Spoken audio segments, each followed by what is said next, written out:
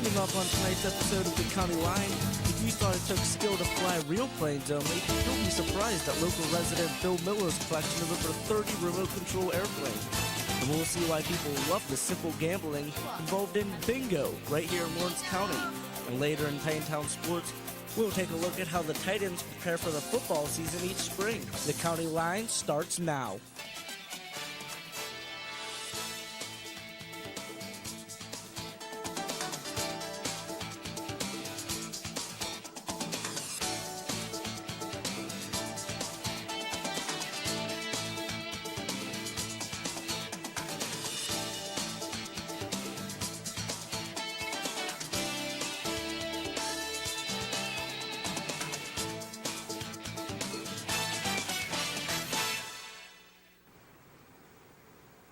Good evening and welcome to the County Line. I'm Jordan Early. And I'm Tiffany Burson. New Wilmington resident Bill Miller has been piloting planes for over 40 years, but has never left the ground. Bill meets the sky with over 30 remote control airplanes. The County Line's Terrell Sipe takes us inside the garage of Bill Miller to show us there is more to flying model airplanes than you think.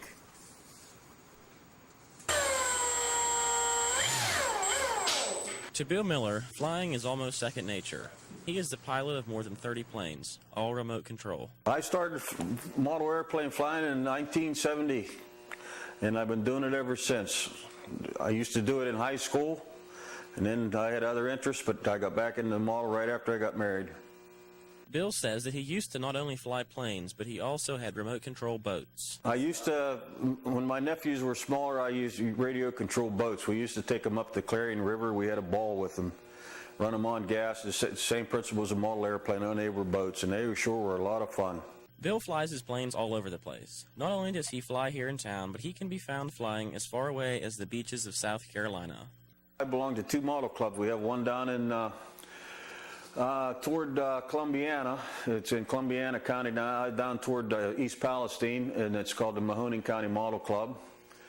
And I just joined this past winter Hubbard Wing Snappers, and that's a flying field over toward Hubbard, Ohio. Although he has been flying for many years, he said wrecks do happen. Bill told us that many of his planes have been rebuilt several times. Well, most of the time you wreck, it's a pilot's fault. It's we call it a dumb thumb. You're just not paying attention or whatever. But there is incidents where something will go wrong, and there's just nothing you can do to avoid it. From New Wilmington, I'm Terrell Sipe with the County Line. By a 2-to-1 vote, Neshannock Township supervisors agreed to transfer a liquor license to Giant Eagle.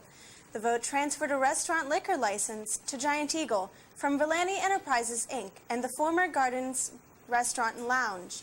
Alcohol sales will be limited to 2 beers if drinking on the premise with a meal at the in-store cafe, or 2 6-packs to go. In addition, alcohol sales will be limited to between the hours of 9 a.m. to 10 p.m. Monday through Saturday and 11 a.m. to 10 p.m. on Sunday. The supermarket does not expect to sell beer until the end of the year. The transfer of the license is just the first step to be able to sell beer. Bingo is a highly popular form of gambling. Here in Lawrence County, there are 8 different places to play the classic game. The County Line's Angela Tucker takes us to bingo night to show us the thrill of marking the card. Here at the Scottish Rite Cathedral in Newcastle, people of all ages gather to play bingo on Tuesday evenings. Bingo does not begin until 7 o'clock, but lots of people arrive at 6 for the early bird bingo. You can play as many cards as you wish. It all depends on how much you are willing to spend. The cathedral also sells dollar rip-off tickets. These pool tickets are just another way to try and win some cash during your evening.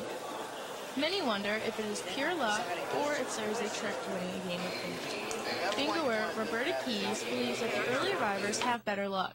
Because I watch like a whole bingo session, and it seems like to me when you watch who bingos, to me they were here before me. She has been playing bingo for 10 years. Another active bingo player, Michelle Keys, thinks the trick to winning is exactly the opposite. If I come late to bingo, because I like to catch up, I win if I come late. Now, because my daughter got my car, I had to come early. So I hope I win because I'm not used to coming early. Others feel that the only thing involved in winning is luck, as Kathy Nichols explained. Bingo! If the ball comes up for you, you're good. It's just luck. Kelly Morgan even brings good luck charms with him. Last week I won $1,100 Really? in the hog in that. Oh, wow. Yeah. Whether by luck or skill, winning is always exciting. The cathedral also sells a variety of food and drink options during the session. Reporting in Newcastle, I'm Angela Tucker for the County Line. Westminster College's Celebrity Series is now planning concerts for next season. Expected artists include the Oak Ridge Boys on September 18th and singer Amy Grant on October 16th. In addition, the season will feature a Broadway number, a children's show, as well as a Beatles tribute. Check out the Celebrity Series calendar now to start planning your concert evenings.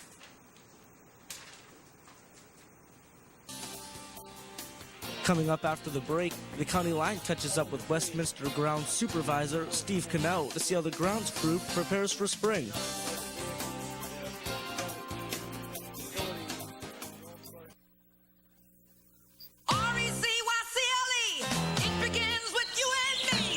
Recycling grocery bags is catching on. Here's my favorite. Let's reduce packaging by getting one big bottle, and it's recyclable. Ooh, this box is heavy. Oh, we'll get this small container of concentrate instead. It's recyclable, too. Now that's smart shopping. Less packaging and more recyclables. All we're asking is for you to recycle. Hey, baby, reduce and reuse. Westminster College is great for working around my schedule. I'm April Stewart. I'm an empty nester. I work full-time and I also work part-time. Westminster College has a flexible schedule that allows me to choose. Going to college is not something that I always thought I would be able to do. The flexible schedule at Westminster College has really enabled me to pursue something that I thought would never be able to come true. And so this has been a lifelong dream of mine. The American Cancer Society supporters in the Alpha Sigma Phi fraternity are feeling accomplished after another successful Relay for Life event. So far, an estimated $26,000 was raised in the effort to fight cancer. Mr. Ernie Copper and the Brothers of Alpha Sigma Phi would like to thank everyone for their support in this year's Relay for Life and for aiding the search and a cure for cancer, one lap at a time. As the daffodils begin to rise and the trees begin to bud, more people are on the Westminster campus for events like Greek Week, Commencement, Relay for Life, and more. The college's physical plant makes every effort to ensure the campus grounds are up to par. The County Line's Kate Altman caught up with Ground Supervisor Steve Connell to see what is being done to get the campus ready for spring.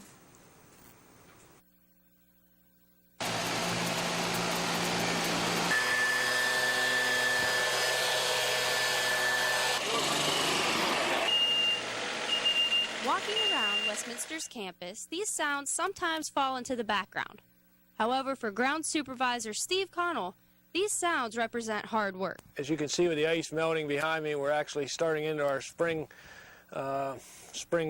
maintenance of the campus. We're starting to repair some of the damage that was done by the winter. During the harsh winter season, Steve says 160 tons of salt are used to cover the miles of sidewalks and roads at Westminster. But now that spring is here, his attention is on other things. Actually start mowing and raking and trimming and cleaning up all the debris that's been left around the campus during the winter months. Westminster's campus covers more than 300 acres. But how does Mr. Connell keep up with it? We have 4 full-time employees. We have 29 motor vehicles. We have 17 utility golf cart style vehicles. We also have about 20 pieces of grounds equipment, not including any of our athletic specialty equipment. Spring sports include baseball, softball, tennis, soccer, football, and Steve, with the help of his men, take care of it all. But it's never been like work to him. For me, managing this campus is like a Kodak moment as I sit here in front of this camera. I never know who, what, when, or where they're going to take a photo on my 300 acres, and for me, I take that very seriously. Every year, weather permitting, commencement is held outside on the senior terrace. But Steve isn't nervous. You know, the commencement is a huge day for us, probably one of the biggest days of the year. After years at Westminster, he loves his job and the people on campus. Westminster is about the people. It's about the facility. that I manage, but it's also about the people. I think that we have a very special place here in everybody's heart, and it's an experience. And I love what I do here, and I think that it shows every day. I think that if you have an opportunity to visit other campuses and you get a chance to drop by Westminster, you'll find that somebody loves what he does here. From your campus, I'm Kate Altman for the County Line. The commencement assembly for Westminster College graduating seniors is scheduled for May 22nd. The graduates are to report to Orr Auditorium at 1:30 p.m. The procession begins at 2:30 p.m. If the weather is acceptable, the procession will take place outside Old Main. All graduates are required to attend commencement. Area high schools are now planning process for the commencement ceremonies. Commencement ceremonies are as follows. Neshannock High School, June 10th at 7 p.m. Newcastle High School, June 14th at 8 p.m. Shenango High School, June 11th at 7:30 p.m. and Wilmington High School, June 4th, and the date has not yet been released. Up next, I sit down with 17th Legislative District Representative Michelle Brooks. We will discuss why she voted no against Governor Ed Rendell's 4% budget increase proposal. Stay tuned, more County Line is on the way. One day these rats were playing in the woods. One of some matches and that's no good. Listen to smoke before you give it a try. Only you. Don't play with matches. Don't play with fire.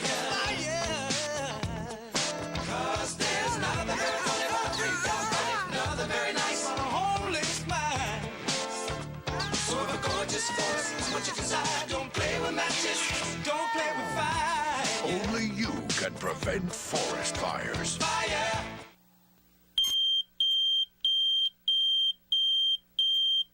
Remember, if there's ever an emergency, we meet here at the bottom of the driveway. And I'll get the emergency disaster kit out of the kitchen. Once we're all together, then we'll decide what to do. But what about Fido? What about Fido?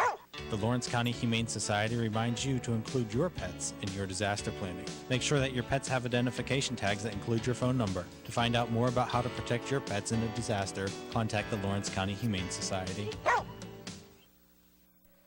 Good evening, I'm Jordan Early, and tonight we are fortunate to be joined with 17th Legislative District Representative Michelle Brooks. Thank you for being with us today. Thank you for the invitation to be here. Let's start off with the recent federal health bill that was just signed into law. How do you feel about Pennsylvania's Attorney General?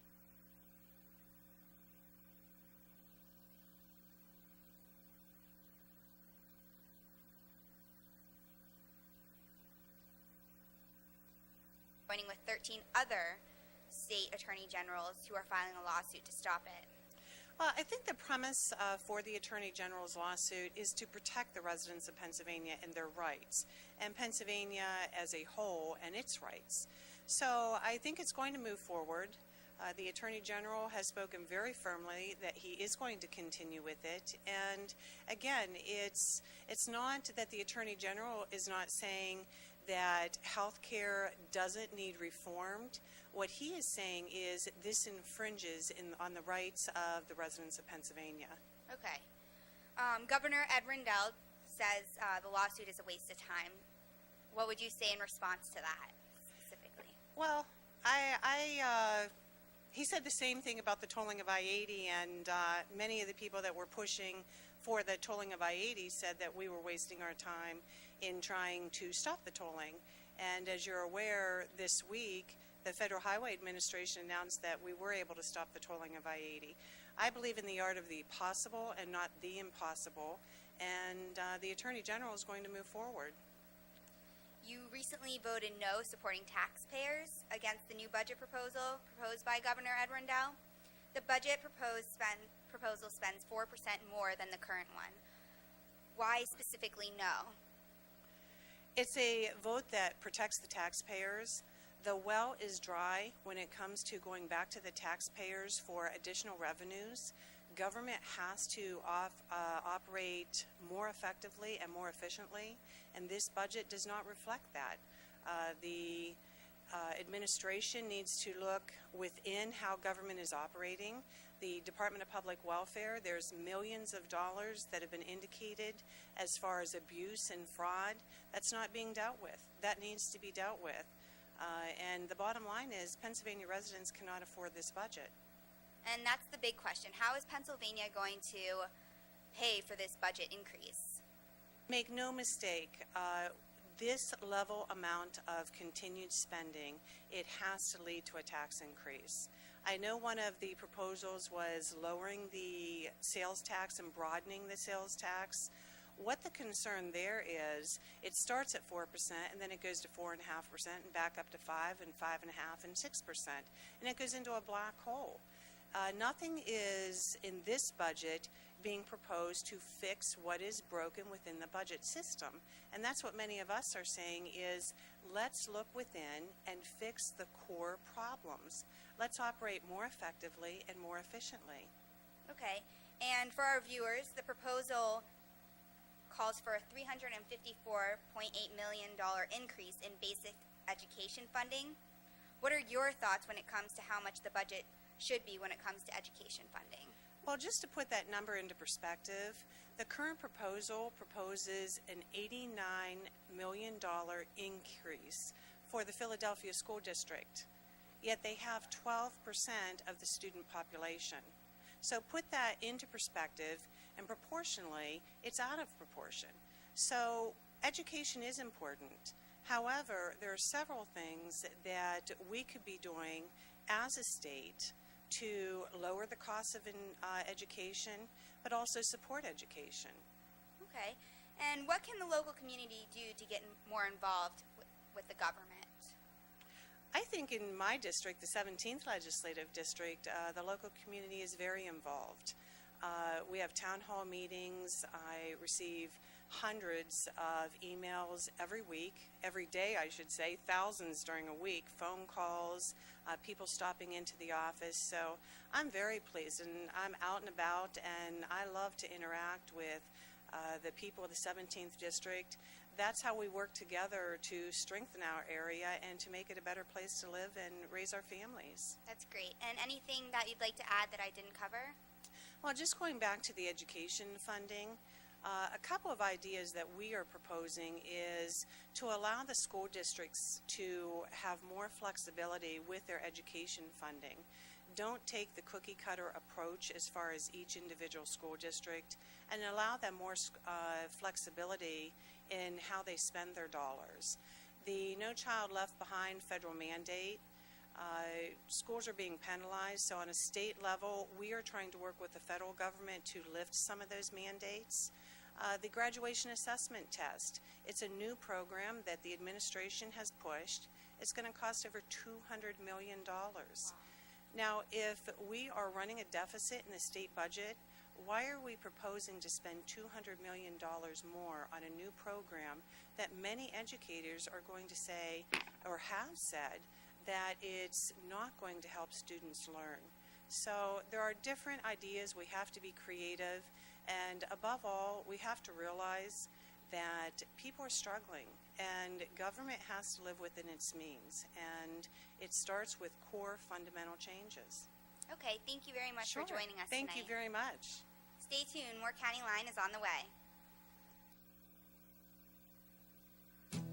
My name is Rick Dorman, and I work in higher education. Parents ask me which colleges they should consider for their children. I know they're looking for an advantage, like merit scholarships, which could total $80,000, opportunity for student involvement, or even dedicated personal faculty. And as president of Westminster College, I can assure them that their child will gain that here. So if you want an advantage, consider Westminster. Everyone should have a plan for what to do if disaster strikes. And if you have pets, you should have one for them too. Always have up-to-date identification on your dog or cat. Keep current color photos of your pets with the rest of your emergency supplies. If you know danger is coming, get your dogs on a leash and your cats in a carrier as soon as possible. Remember, your pet is safest when it's with you. This message brought to you on behalf of the Lawrence County Humane Society.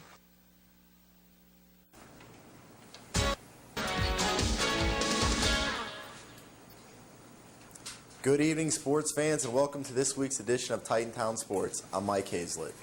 The Westminster baseball team finally broke through their 7-game losing streak when they beat the Golden Tornadoes of Geneva College last night. The Titans scored 14 runs and only allowed Geneva to score 7. After losing all 4 of their PAC games last week, dropping them from 1st to 5th place within the conference, the Titans needed the win to put them back on the right course for the playoffs. The Lady Titans softball team also faced Geneva College yesterday. The girls split their doubleheader, winning their first game 4-0 with the help of a 3-run home runner in the first inning from junior Liz Schultz. The Titans went on to lose their second game without scoring a run at 2-0. The softball team will take on St. Vincent at home in non-conference play this Saturday at 1. The girls currently are 13-11 overall and 2-2 in the PAC. The Titans track and field team had 7 first-place finishes last week at the PAC Quad North held at Carnegie Mellon University. The women's team took 2nd place and the men's team placed 4th overall. Showing no intentions of stopping there, the Titans totaled 12 first-place finishes at their meet yesterday. Both men and women's team took first place at the PAC North Squad meet held at Bury Stadium.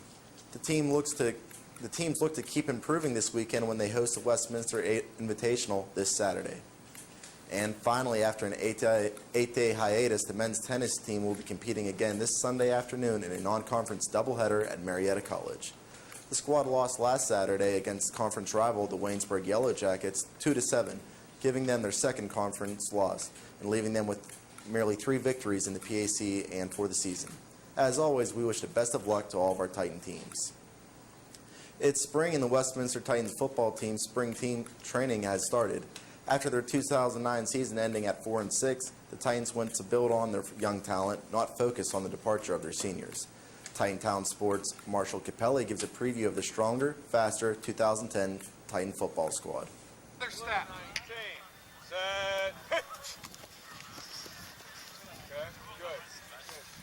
It might be springtime, but the Westminster Titan football team does not take a day off.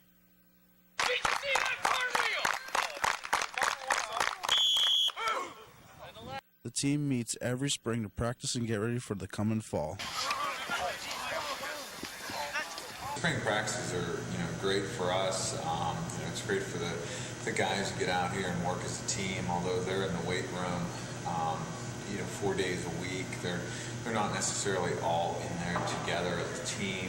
And this is one time that they can be together as a team, learn the offense, the defense, work on a little bit of special teams, and really come out of the spring confident in the offense and the defense and their knowledge base and how they need to improve for the upcoming season. Set. You want like this. Go. Down. Yes, that's right. Hoping to improve and become better football players, the team recently started their spring program.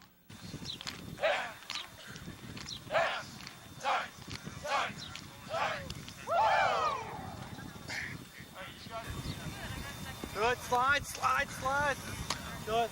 They are working on their endurance, team chemistry, and overall football knowledge, but the spring practices are not the same as their practices in the fall.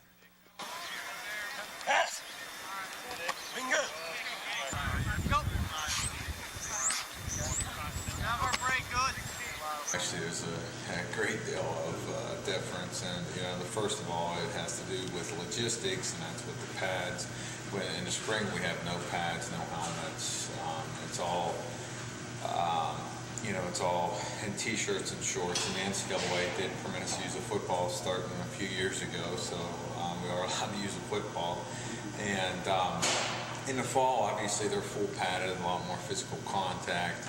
And the big thing is the big difference is that you have that immediate the immediate test of a game coming up right around the corner too. Set. Set. Flat. Jeff Hand and the Westminster Titans are looking to improve on their 4-6 record this coming season, and with a strong spring program, they are headed in the right direction.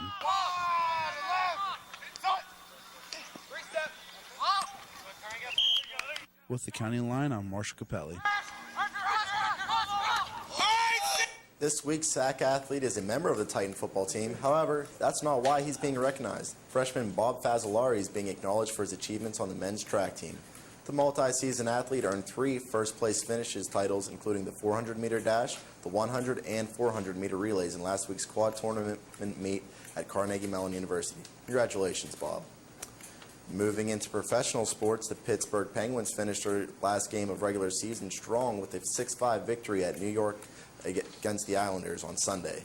And last night was a hockey night in Pittsburgh as they hosted the Ottawa Senators for the first game of the series. The Pens couldn't take their regular season victory into the playoff as they dropped the first game in a best-of-7 series to the Ottawa Senators 5-4. The next game is tomorrow at 7 in Mellon Arena. And the Pittsburgh Pirates lost to San Francisco Giants last night. They allowed the Giants 6 runs, yet they weren't fortunate enough to have a single one. The Pirates resume early season action against Cincinnati tomorrow, home at 7 o'clock. The Cleveland Indians are not sitting at 500 right now, dropping 2 of 7 games this season. 3 of these losses were home openers, including their very own. Cleveland also plays tomorrow at 7 against the White Sox. And that wraps up this week's segment of Titan Town Sports. I'm Mike Hazlett. Tune in next week for highlights from this week's competitions and upcoming events. Stay tuned because more County Line is coming up next. Okay, nothing. No, I definitely heard something. Look! Who's that? Let's get out of here! What are you doing? Shut the door! Okay. Turn out! He does?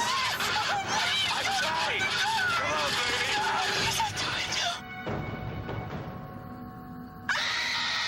Think history is a little scary? Then log on to LOC.gov and see how much fun it can be. The Library of Congress at LOC.gov.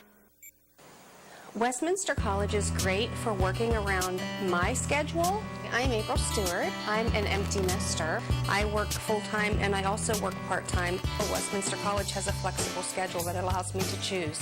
Going to college is not something that I always thought I would be able to do. The flexible schedule at Westminster College has really enabled me to pursue something that I thought would never be able to come true. And so this has been a lifelong dream of mine. Newcastle police are searching for a burglar in North Beaver Township. Police say the burglar broke into the home of Moravia Road resident Patrick Davis. They took a handgun, TV, laptop, and 3 GPS devices. Anyone with any information, please call the Newcastle police. NFL Commissioner Roger Goodell is still deciding whether he should punish Steelers quarterback Ben Roethlisberger for his behavior. Goodell and Roethlisberger met earlier this week for several hours in New York. Roethlisberger has no charges against him, but he is still involved with a civil suit from Nevada. The NFL has the power to punish Roethlisberger. It's code of conduct. And that's the news for tonight's edition of the County Line. Be sure to check WCN247.com for all your local campus and community updates. And we'll see you next week for another edition of the County Line and the latest sports updates in Titantown sports. And tonight, we close with a video from last week's One Act Festival. Good night. Good night. I was mad. How else am I supposed to feel? You try watching a daughter lose to cancer. Besides, you want to talk about me when you're the one seeing ghosts. What happened?